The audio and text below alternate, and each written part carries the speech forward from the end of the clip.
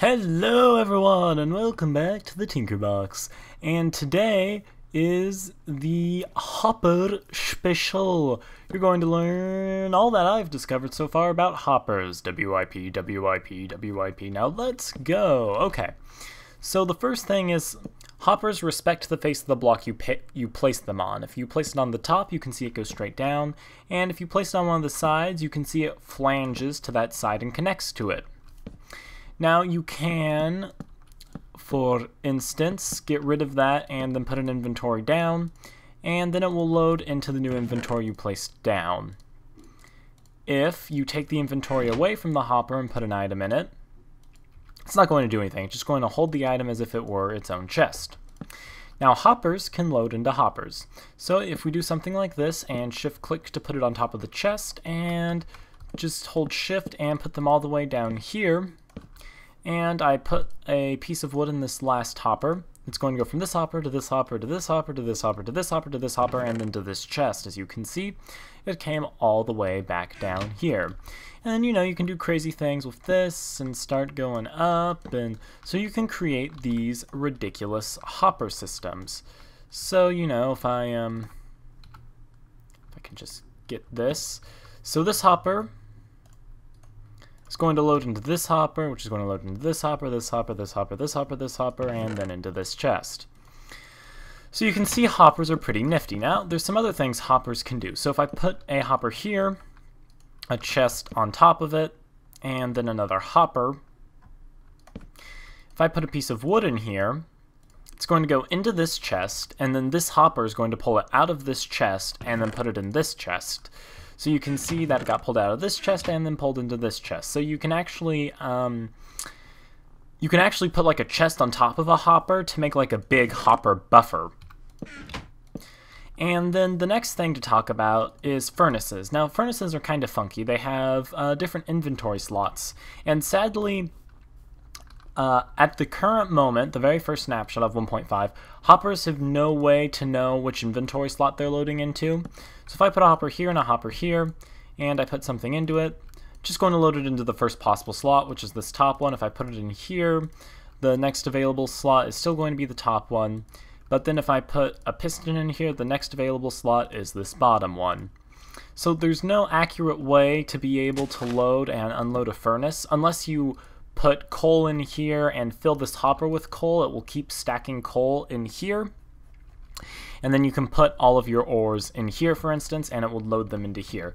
Sadly, the hoppers don't exactly know which inventory to pull out of, so if I just put a stack of blocks in there, the hopper's just going to start unloading them instead of waiting for this guy right here.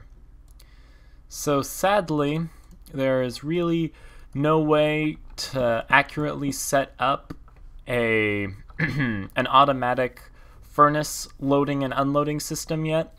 I was playing with it earlier, but due to the way these hoppers work right now, it's not going to necessarily pull out of here, and if there's nothing in here, it's just going to start pulling out your ores and coal, which is not necessarily what you want.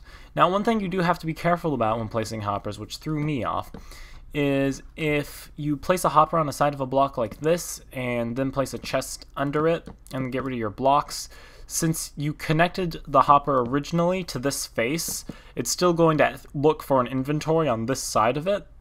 And so if I place blocks in here, they're not going to go to the chest because they're expecting the inventory to be over here to this side. So just be wary of that when you, of course, are placing your hoppers. Okay, and the final thing I have to show you this video with hoppers is basically AFK streams are no longer needed. The way you used to have to gather up lots of items in the past is once a mob grinder was going, you'd have to put them into a nether portal or unloaded chunks to keep the items. Now, with the hoppers, if you have a water stream that goes over hoppers and you just start throwing blocks in, the hopper is going to suck them up. Now, there is a problem with this that I would like to point out. If the item has to pretty much land in the middle of the hopper, so you can see here if I throw an item to the very edge, let me try to get it there. If I throw an item on the very edge, it's not, oh, stop picking it up. Like I said, an item going on that very edge there isn't going to be able to fall into a hopper.